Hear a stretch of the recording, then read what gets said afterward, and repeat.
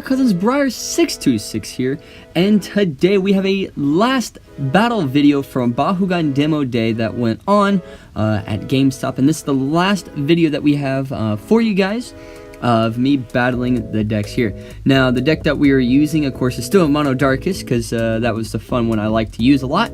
Then I was facing up against Ensyn, I think is how you say his name, Ensyn, and he was using a Chaos Nihilist, or the Titan Nihilist deck. But there's like a little twist to it as well. So it's not like the Pyrus one that you've been seeing with Nobilius and the Dragonoid Ultra and Chaos Nihilist. This is just a Aquas variation of that, which gives him access to using a lot of the Aquas type cards. Of course, this seemed to be like a really good battle here. Trying to see what's up. Now, this is our first game we did with this deck, so this was very different for me, because I haven't seen anything used with the Chaos Nihilist before, besides like just the deck profile. So I've already got everything kind of set up. He's just going through, kind of figuring out what he needs to get picture out. Of course, land on the first turn there. I only got one. I almost got two there. Sadly, it was the -300 core, which actually he ran. That was not my 300 core. That actually was his. And of course, I'm dealing 6 damage. But that 300 didn't really affect me too terribly much, because I was the only one who was open. If he opened, then it probably would have hurt me a whole lot more. Thank goodness he didn't open, because then I got that straight up 6 damage in. So now we're going into turn 2, and looks like I was almost waiting to tap something. I think I was waiting for him to put down an energy, just so I can continue on with the turn. So there you go. So yeah, tap 2 for lightning. If you don't know what lightning does, this is the new lightning from Battle Resurgence. This one says whenever you open a Bakugan, it gets +3 damage. So that means even if you reroll for it, it gets extra damage. You add 3 on each one. So there we go for the Titanium. Can you speak? Wow, that's bad. Going for the Titanium, going for that side spin to get on that core. He missed the roll, and landed the core. I think I did 5 damage plus the 3, so 8, which was really good. Turn 2, getting that 8 damage. Waiting for him to see if he wanted to do anything in the turn. He goes skies him. Of course, sadly, he's not able to get one in his hand, but he's at least able to kind of just see what the cards are, so he knows what card to draw. Of course, at the end of turn, beginning of the next turn, he draws the card anyway, so it wasn't terrible, which is good for him. Going into turn 3 now, which is interesting here. Kind of going through, seeing what cards I want to put into the energy section so I can use them. And of course, seeing what he does here. Of course, he still only has 2. I'm waiting for him to kind of finish up his turn so that we can start to brawl.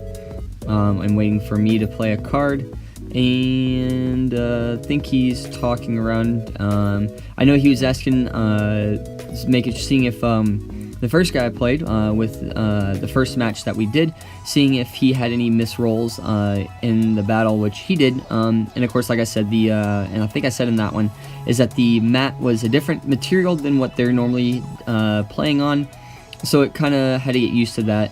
For me, I've always played on that, and we may do a rematch on the official Bakugan mat, just to kind of just see, you know, kind of the difference here of what happens that way. Of course, I land open. I'm going for a team attack. He hasn't opened up any Bakugan, sadly, but I have at least opened up on mine, and getting everything going in for the team attack there. Of course, doing that extra 3 with the Bakugan, so I was doing quite a bit, if I'm correct. So I was doing 6 plus 5, it's 11, plus 4 is 15. I think I was doing 15 damage is what I was doing. Sadly, you can't see exactly what he's discarded, but there was no flips. If I'm correct, I don't think none of the decks ran flips that these guys were using, which is kind of stinks, because flips are really, really good. In my personal opinion, they're very, very good. But, you know, some people run them, some people don't. Now, there is this cut here, and that was because my phone, which is what I was recording on, almost died.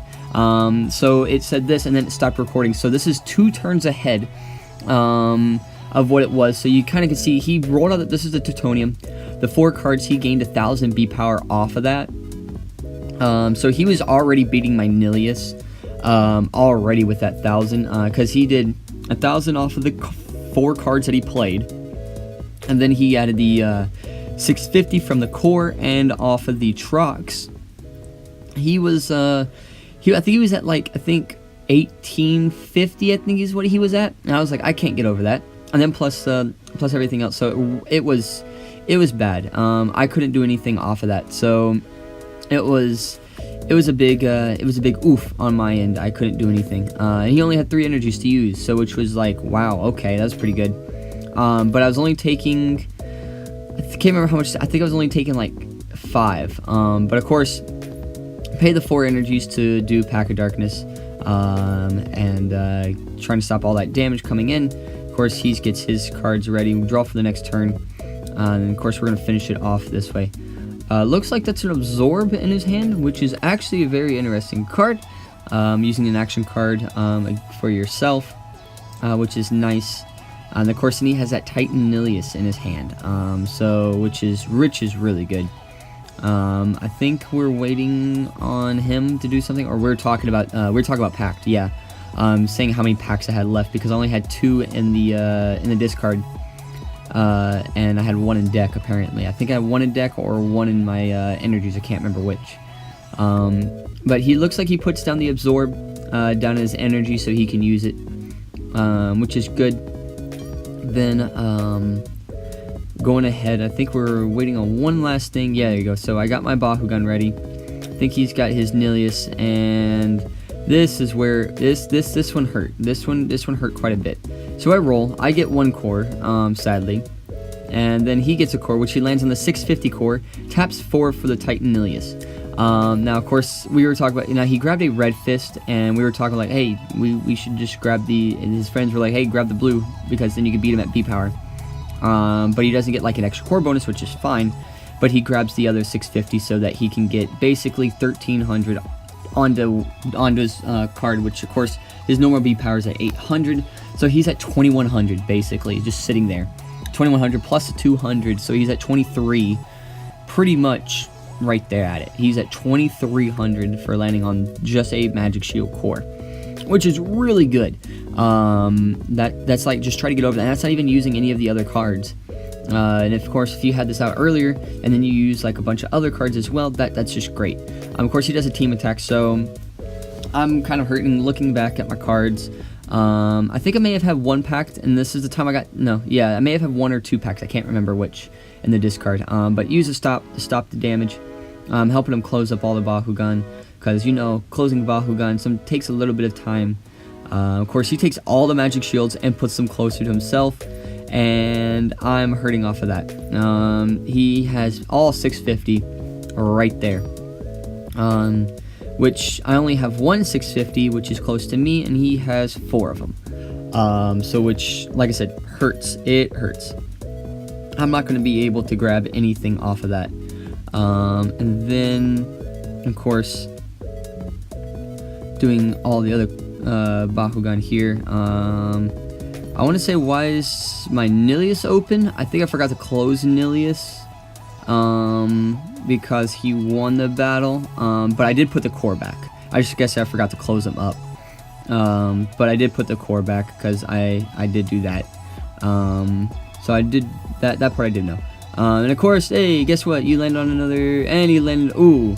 So this was a fun thing. He picked it up and it dropped. But we counted that since it's like at least above 6 inches in the air, then it counts. If it's not 6 inches in the air, then like an inch, then we're not going to count it.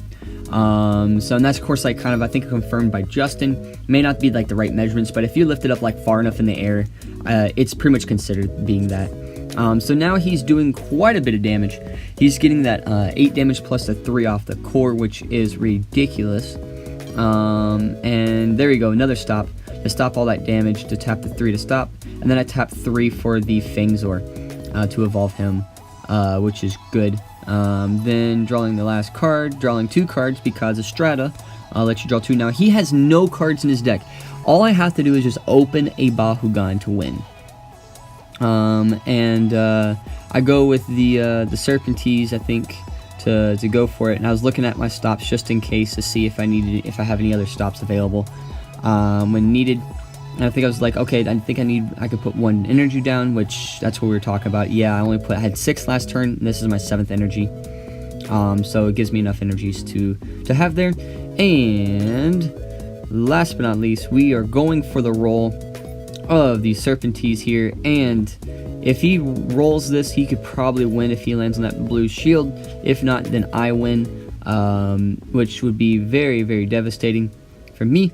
But let's see what the roll looks like, and boom, my Fangzor Ultra opens. His Bakugan does not. He doesn't have anything in reroll because he has no cards in his hand, and I had a lot of things that kind of come out of that.